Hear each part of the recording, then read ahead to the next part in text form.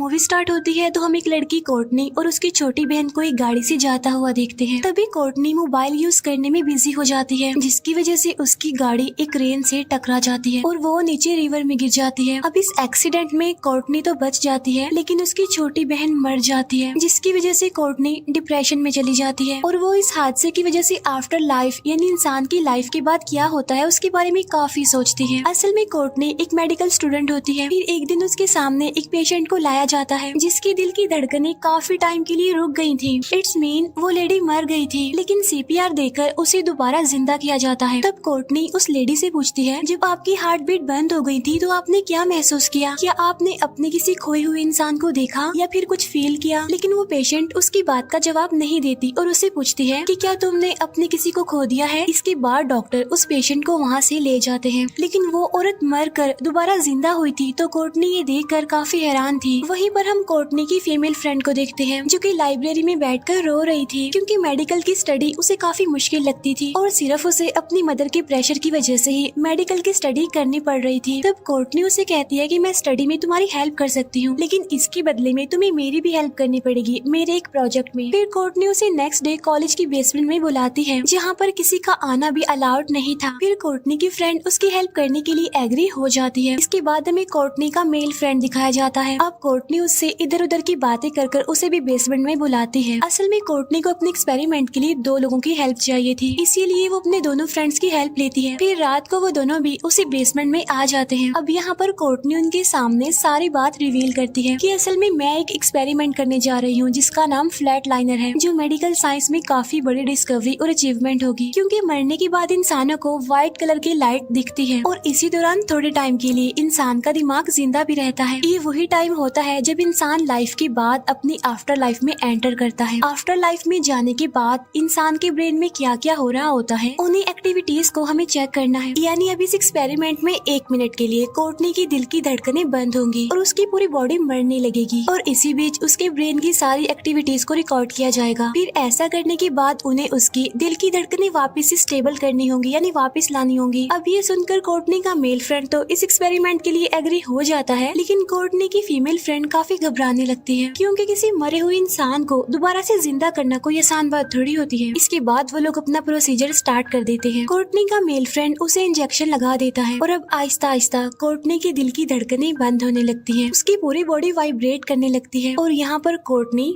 मर जाती है। और फिर ये लोग कोर्टनी की ब्रेन एक्टिविटीज रिकॉर्ड करने लगते हैं और दूसरी तरफ हम कोर्टनी को देखते हैं, जहाँ उसकी नई पुरानी सारी मेमोरीज रिफ्रेश होने लगती हैं। उसने बचपन में क्या किया, क्या पढ़ा लिखा, उसे अचानक से सब कुछ याद आने लगता है। उधर देखते ही देखते 1 मिनट पूरा हो जाता है और कोर्टनी को इंजेक्शन देकर दोबारा से जिंदा करने की कोशिश की जाती है, लेकिन वो जिंदा हो ही नहीं रही थी। फिर वो लोग उसे सीपीआर देते हैं। वो लोग सब कुछ कर रहे थे उसे जिंदा करने के लिए, लेकिन वो फिर भी जिंदा नहीं हो रही थी। तब ये देखकर कोर्टनी की फ्रेंड बहुत ज्यादा डर जाती है और वो उस डॉक्टर को इमरजेंसी की सूरत में बेसमेंट में बुलाती है। तब यहाँ पर वो डॉक्टर इमरजेंसी मैसेज देखकर नीचे जाने लगता है। तब उसे देखकर मार्लो भी उसके पीछे पीछे आने लगती है। जब वो नीचे आता है तो कोर्टनी की फ्रेंड उसे सारी बात बता देती है कि ये एक्सपेरिमेंट कोर्टनी का ही था और 2 मिनट हो गए हैं, अभी तक वो दोबारा जिंदा नहीं हो रही। तब ये देखकर वो डॉक्टर कहता है कि सिर्फ सीपीआर से काम नहीं चलेगा, पहले उसकी हार्ट बीट को हमने स्टेबल करना है। इसके बाद वो उसके मुंह में एक वायर डालता है जो कि उसके हार्ट तक पहुंच जाती है। ऐसा करने के बाद वो उसे दोबारा से सीपीआर देने लगते हैं। उधर हम कोर्टनी को देखते हैं जो कि अलग ही दुनिया में आ गई थी। असल में कोर्टनी आफ्टर लाइफ को एक्सपीरियंस कर रही थी, जहाँ पर उसकी बॉडी तो उस हॉस्पिटल के रूम में थी और उसका ब्रेन आफ्टर लाइफ की दुनिया में था।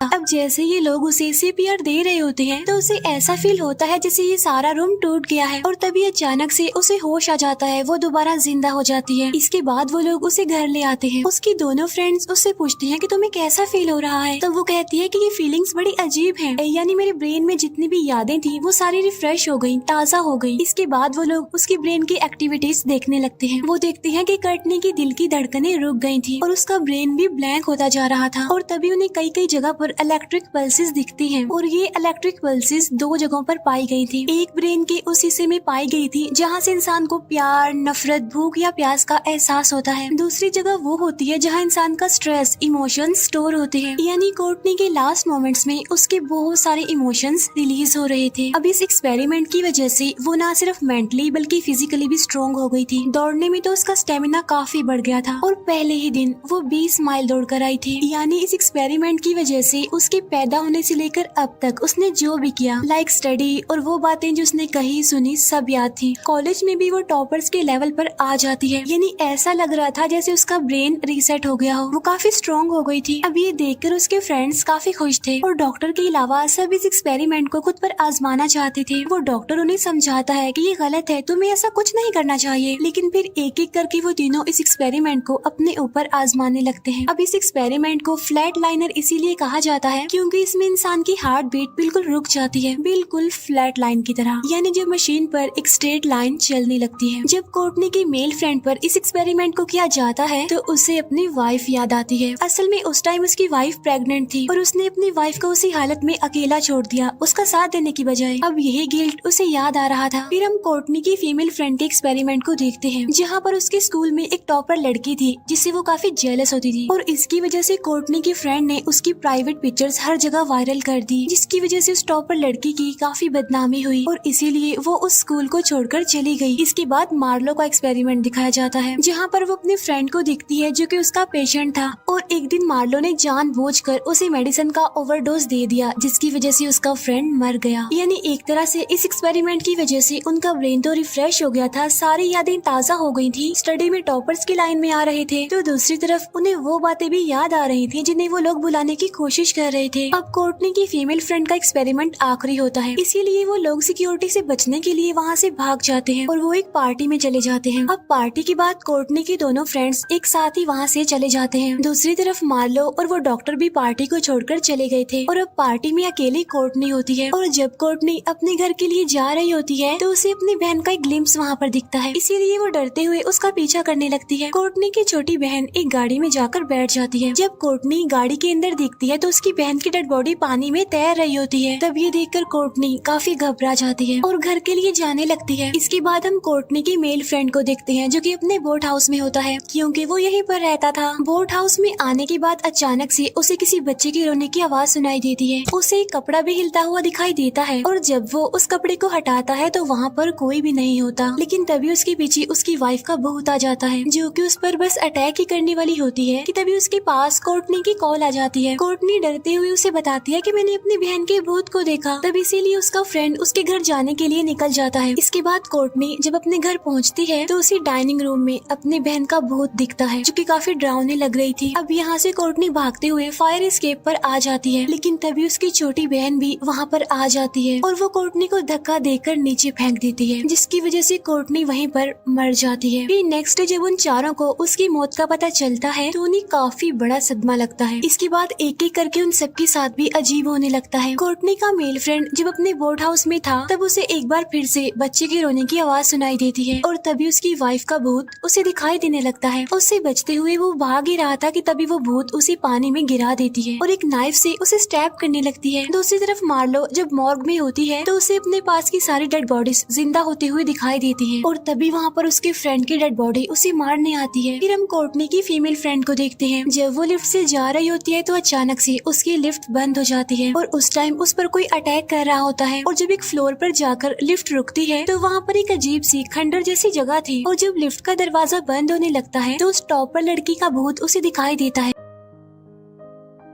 इसके बाद शाम को वो चारों मिलते हैं और इस बारे में डिस्कस करते हैं जो उनके साथ हुआ। तब उन्हें लग रहा था कि इस एक्सपेरिमेंट की वजह से उन्होंने आफ्टर लाइफ का डोर खोल दिया है जिसकी वजह से कोई एक डिमोनिक पावर है जो उनके पीछे पड़ गई है। तभी कोर्टनी का फ्रेंड कहता है कि मेरी वाइफ तो अभी जिंदा है, लेकिन उस डॉक्टर को ये सारी बातें अजीब लग रही थी। वो उन्हें समझाने की कोशिश करता है कि ये सब कुछ तुम्हारे दिमाग की गेम है और तुम्हारे साथ रियल में ऐसा नहीं हो रहा और तुम्हें अपने अपने गिल्ट का सामना करना चाहिए बहादुरी से ताकि ये जो तुम्हारे दिमाग का डर है वो खत्म हो जाए। जाए। तभी बात उन लोगों को ठीक लगती है, तो इसीलिए कोर्टनी की फीमेल फ्रेंड उस टॉपर लड़की का एड्रेस ढूंढती है और वो उस लड़की के पास जाकर उसे सारी बात बता देती है कि मैंने ही तुम्हारी सारी पिक्चर्स वायरल की थी। तब यहाँ पर उन दोनों के बीच कुछ बहस होने लगती है, लेकिन बाद में वो टॉपर लड़की उसे माफ कर देती है। इसके बाद कोर्टनी का मेल फ्रेंड भी अपनी वाइफ को ढूंढता है। वो अपनी वाइफ को ढूंढ भी लेता है जिसकी कंडीशन काफी खराब थी और उसके साथ उसका बेटा भी था। अब यहाँ पर उसकी वाइफ उसे माफ नहीं करती, तो इसीलिए कोर्टनी का फ्रेंड उसे काफी इंसिस्ट करता है कि प्लीज मुझे गलती सुधारने का एक मौका तो दो और मैं प्रॉमिस करता हूँ कि मैं हमेशा तुम्हारा और अपने बेटे का ख्याल रखूंगा। तो इसीलिए उसकी वाइफ भी उसे माफ कर देती है। अब इस माफी की वजह से कोर्टनी के दोनों फ्रेंड्स खुश हो गए थे, उन्हें सुकून मिल गया था जैसे। इसके बाद उन्हें फिर कोई भी भूत नजर नहीं आता। अब यहाँ पर मार्लो को ये बात समझ नहीं आती कि मैं उस आदमी से माफी कैसे मांगू जो ऑलरेडी मर चुका है। और जब वो गाड़ी में होती है तो कोई अचानक से एक प्लास्टिक शीट से उसका चेहरा कवर करके उसे मारने की कोशिश करता है, जिसकी वजह से उसकी गाड़ी एक जगह पर टकरा जाती है। अब उसकी सारी सिचुएशन काफी खराब हो गई थी। वो सोचती है कि वो दोबारा से आफ्टर लाइफ में जाएगी और वहीं पर जाकर वो अपने फ्रेंड से माफी मांगेगी। इसीलिए वो हॉस्पिटल में पहुंचकर बेसमेंट में चली जाती है और अपने तीनों फ्रेंड्स को वहां आने का मैसेज करती है। बाद में वो खुद को इंजेक्शन लगाकर आफ्टर लाइफ में भेज देती है और इस बार तो आफ्टर लाइफ की दुनिया और ज्यादा डरावनी थी और वहाँ पर उसे कुछ अजीब चीजों का भी सामना करना पड़ता है, यानी कोई इनविजिबल पावर उसे अंदर की तरफ खींचने की कोशिश कर रही है। और तभी उसे अपना फ्रेंड दिखाई देता है और वो उससे माफी मांगती है, लेकिन तभी अचानक से उसका फ्रेंड उस पर अटैक कर देता है। बाद में वो उसे हॉस्पिटल के एक बेड पर लिटा देता है, जहाँ पर मार्लो एक तूफान में खींची चली जाती है। फिर उसके तीनों फ्रेंड्स भी वहाँ पर पहुँच जाते हैं। 5 मिनट हो गए थे उसे आफ्टर लाइफ में जाकर। ये लोग उसे वापस लाने की काफी कोशिश करते हैं, लेकिन किसी भी तरह करके वो जिंदा नहीं हो रही थी दोबारा। तभी आफ्टर लाइफ में उसे कोर्टनी दिखाई देती है, जो उसे कहती है कि तुम्हें खुद को माफ करना होगा वरना तुम हमेशा के लिए इसी जाल में फंस जाओगे। तब उसे जिंदा करने के लिए वो डॉक्टर उसकी हार्ट में एक इंजेक्शन को इंजेक्ट करता है और फाइनली उसकी हार्ट बीट चलने लगती है और वो दोबारा जिंदा हो जाती है। इसके बाद मार्लो अपनी टीम को सारी बात बताती है कि मैंने ही अपने फ्रेंड को ओवरडोज देकर मारा था, तब इसीलिए उसे थोड़े दिनों के लिए प्रोबेशन पर रखा जाता है। इसके बाद वो लोग कोर्टनी का लैपटॉप फेंक देते हैं जिसमें उस एक्सपेरिमेंट की सारी डिटेल्स थी। अब इनके साथ जो अजीब हो रहा था, यानी इन्हें भूत दिखाई दे रहे थे, वो सब कुछ ठीक हो जाता है और सब कुछ नॉर्मल हो जाता है। वैसे उनके साथ हुआ क्या था अब मैं यहाँ पर आपको बताती हूँ। असल में उस एक्सपेरिमेंट की वजह से उनका ब्रेन एक एक्सट्रीम लेवल पर काम कर रहा था और जब उनकी हार्ट बीट रुक गई थी तो उनकी ब्रेन एक्टिविटी सबसे लास्ट एरिया में थी और ये ब्रेन की वो जगह थी जहाँ इंसान की स्ट्रेस और टेंशन होती है। तो इसीलिए उनकी लाइफ की सारी गिल्ट्स उन पर हैवी होने लगती हैं और यही वजह थी कि वो हेलुसिनेट भी कर रहे थे और जो भूत उन्हें नजर आ रहे थे वो असल में एग्जिस्ट नहीं करते, बल्कि वो तो उनके दिमाग का एक वहम था। लाइक कोर्टनी को हमेशा से अपनी बहन की मौत का गिल्ट था, तो इसीलिए उसे अपनी बहन के बारे में हेलुसिनेशंस होने लगती थी और इस तरह कोर्टनी के फ्रेंड को भी गिल्ट था अपनी वाइफ का और अपने उस बच्चे का। तभी तो उसे बच्चे के रोने की आवाजें सुनाई देती थी, जबकि उसकी वाइफ तो जिंदा थी और वो चोट जो उसके हाथ में थी वो किसी ने नहीं, उसने खुद ने लगाई थी, किसी भूत ने नहीं लगाई थी। इसी तरह मार्लो भी अपने उस फ्रेंड को हेलुसिनेट कर रही थी और कोर्टनी की फीमेल फ्रेंड उस टॉपर लड़की को। तो इसी के साथ ही मूवी यहीं पर एंड हो जाती है।